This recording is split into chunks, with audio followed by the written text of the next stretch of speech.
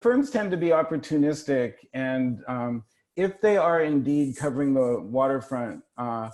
there's still an importance to building the ontologies that Derek referred to. The list of intents and categories tend to be organized by verticals. So the longer a company has been in the business, the more the larger of a corpus of utterances and things they probably have amassed, and then those are self-organizing by vertical, and then depending on the value, the quality of their personnel, their tools, their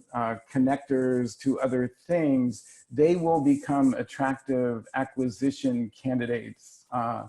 from some of the big ones. So, as we've seen, and I mentioned Maluba by Microsoft before I mentioned Semantic Machines, there have been a number of acquisitions. Cisco acquired MindMeld, a company that,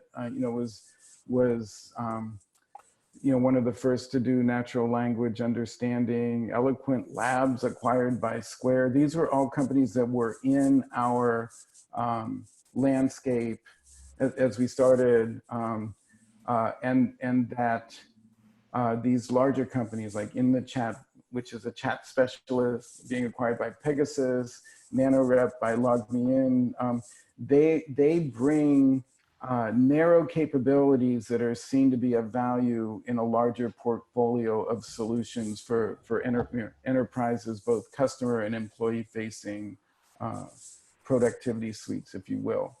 And the other thing that we've seen is that the broad generic customer CRM company, I shouldn't say generic, the broad providers of things like CRM, Salesforce in the cloud, Genesys,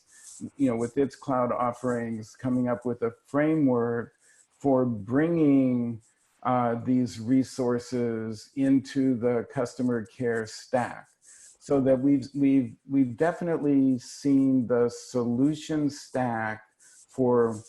customer-facing resources by companies, starting with customer support, turn into sort of